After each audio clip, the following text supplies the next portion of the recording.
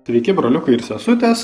Na kągi, šiandien vėl truputėlį įdomienų iš terariumo, bet prieš tas įdomienas noriu truputėlį dar pasišnekėti apie kitokias, sakykime, ne įdomienas, o naujienas jau iš mūsų planetos Žemė. Yra ten, žinot, toks YouTube'as ir tam YouTube'e aš dedu savo tas pasakėčias, žodžiu, iš terariumo.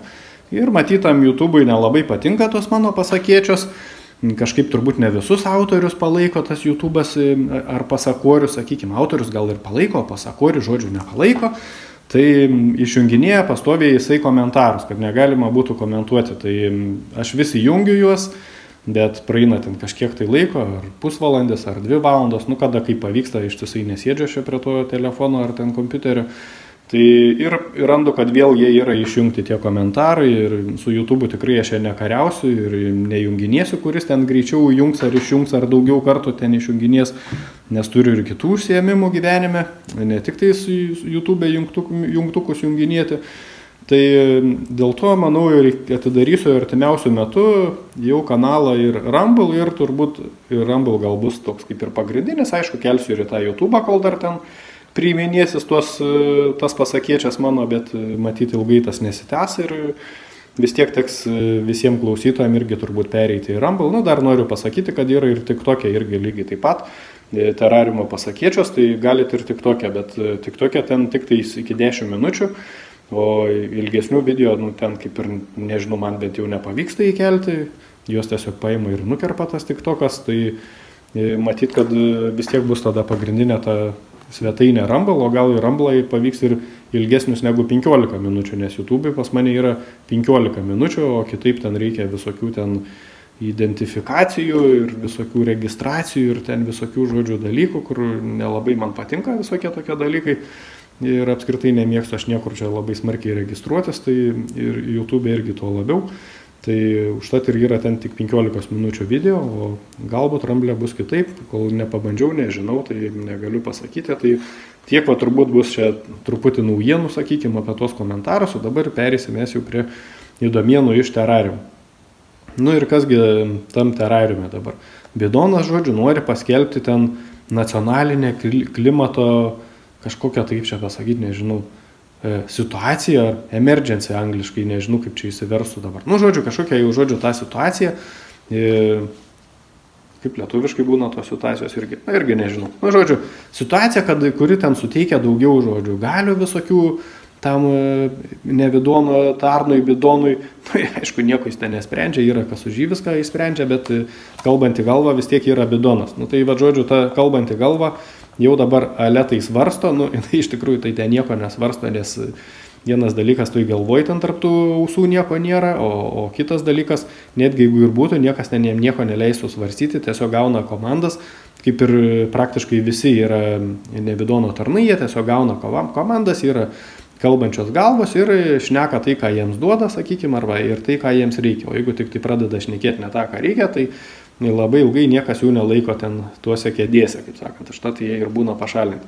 Na tai va, tai dabar, žodžiu, amerikonai visi susinerimė yra terariume, nes bijo, kad bidonas, kai jau paskelbsiu tą klimato situaciją kažkokią, kaip ten dabar būna tos, nu, žodžiu, kažkokia ta situacija, ekstremali situacija klimato bus, nacionalinė ekstremali klimato situacija. Ir jau tada galėsis, aišku, vėl visus ten uždarinėti, drausti ten visur keliauti, ten ir panašiai, ribuoti galbūt ten kažkokį kūrą, elektrą ar beleką, sakykim, ir mėsos neleisti valgyti, ir pieno jokio neleisti gerti, ir kiaušinius apskritai jau reiktų užmiršti amerikonam. Tai va, tai visas tas priemonės, aišku, imsis iš karto, kai tik paskelbsiu tą situaciją, tą žinot. Tai va, tai žodžiu, dabar pasižiūrėsim, ar paskelbsis ją, ar nepaskelbs. Manau, kad tikrai paskelbs, nes, nu, reikia taigi jiems skelbinėti visokias tas situacijas. O žodžiu, o Graikija, terariume irgi yra Graikija, nu, iš tikrųjų visos yra ten tos mūsų šalis terariume, tai aš nesakysiu daugiau, kad irgi yra. Nu, žodžiu, Graikija užpuolė irgi vėl Sacharos smėlio audros. Jos irgi taip peršoko ten per tą, žodžiu, Viduržemio jūrą, iš Saharos tiesiai į Graikiją ir ten Graikijai, žodžiu, viskas jau, visas dangus ten kažkoks tai morkinis ar koks, žodžiu, ir labai įdomus tas smėlio, labai įdomios savybės.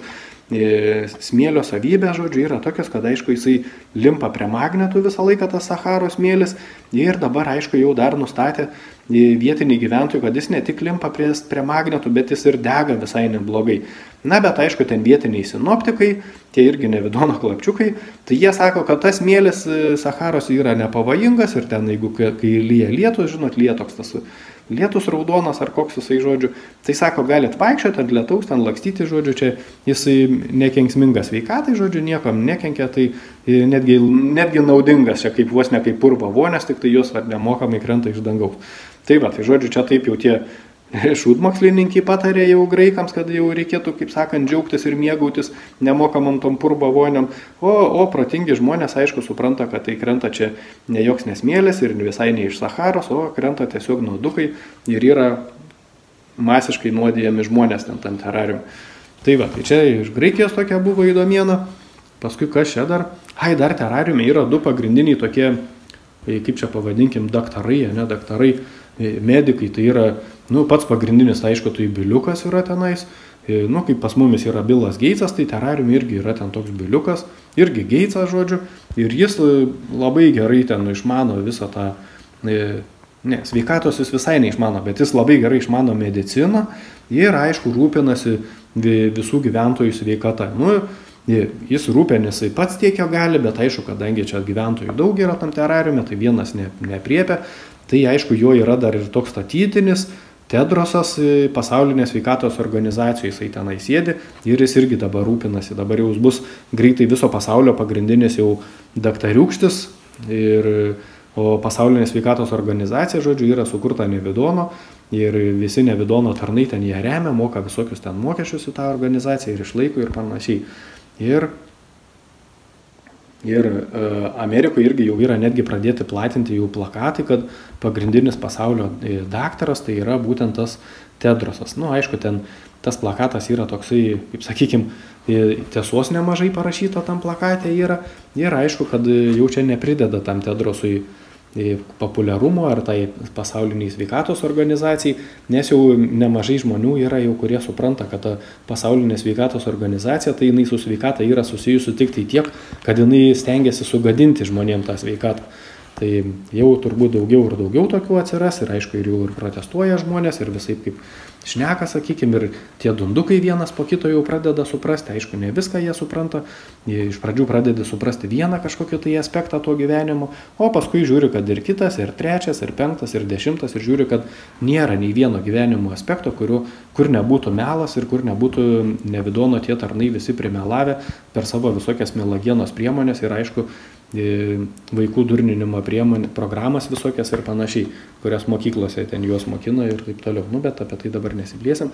Man tai kas tai įdomu buvo, kad, žodžiu, jau pradėti platinti jau terariume plakatai tokie. Prieš tai buvo tokie kaip skrajutės, kaip vizitinės kortelės, tai apie chemtrailus ten pasakojo, buvo tokia kaip informacija platinama. Jau tiesiog žmonės aktyvistai pradeda irgi priešintis tai propagandai ir ką sako, prieš kirvį tai kirvis yra gerai, o prieš informaciją tai irgi gerai yra informacija. Tai kad nebūtų ta informacija vienpusiška tik tais iš melagienos priemonių, tai žmonės imasi jau savų, sakykime, informavimo būdų visokių, aišku, niekas ten jiems tų televizijų neduoda ar kažkokių tai didelių medija platformų, bet visokiais plakatais, visokiais ten lipdukais ir taip toliau, vis tiek ta teisybė, kaip sakant, lenda.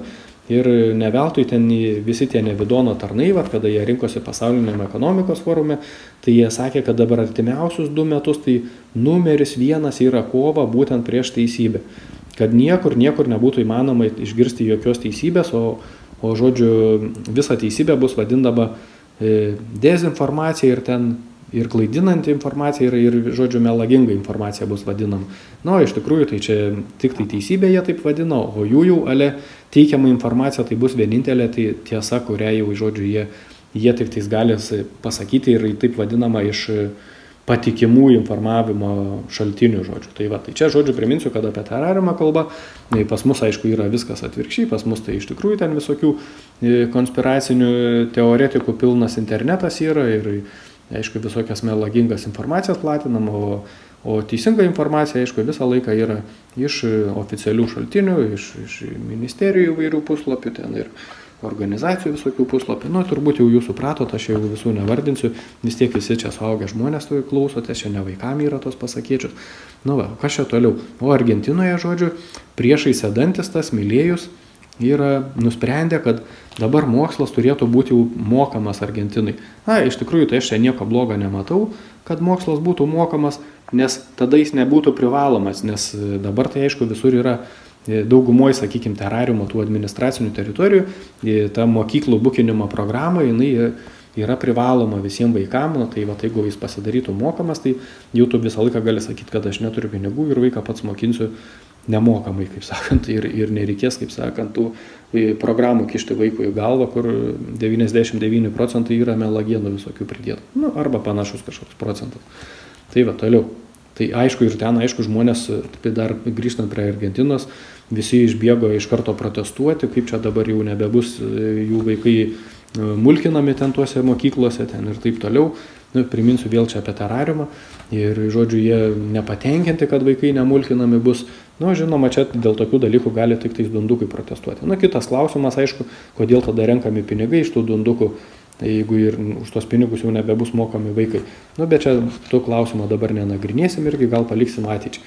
O, žodžiu, Jungtinėje karalystėje yra ten toks ryšys su nakas, vietinis, žodžiu, ten anglas, kadangi Anglija, žinot, labai konservatyvi šalis, tai ten, aišku, tik tais su giliom tradicijom, žodžiu, visokie anglai papuola ten į tą valdžią. Nu ir va toks ryšys su nakas, ten yra papuolęs irgi į tą valdžią, Nevidono tarnas, aišku, kaip žinoma, ir jisai praneša, kad, žodžiu, Britai dabar skubiai turi pradėti treniruotis, lakstyti, žodžiu, į bunkerius visokius ir slėptuvės ir atlikinėti tokias pratybas ir kiek įmanoma turėtų jau dažniau, žodžiu, tas pratybas visokias atlikinėti, nes jau jis pareiškia dabar tas ryšys su nakas, jis pareiškia, kad Jungtinė karalystė dabar įžengia į prieškarinį pasaulį. Nu, prieškarinį tai nereiškia, kad tą pasaulį, kuris buvo prieš karą, o tą, kuris dabar yra prieš karą, nes tipo karas jau vat, viskas ant dienų jau Jungtinė karalystė tuoj atsibel, žodžiu, skraidins vėl ten bombos iš kažkur tai, kažkas tai ir sprogdins ir, žodžiu, visiems jau reikia išmokti treniruotis,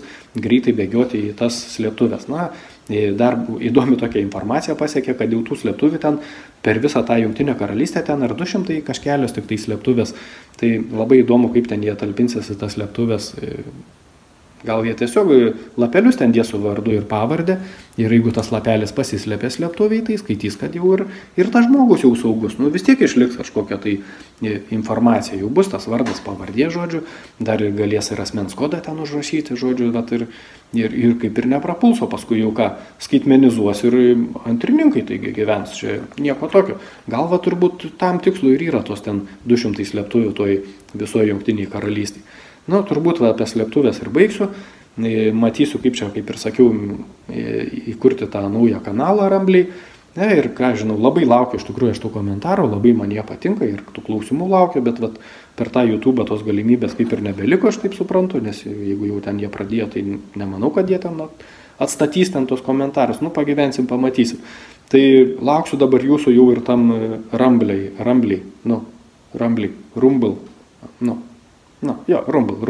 Tai iki susitikimo Rumbliai.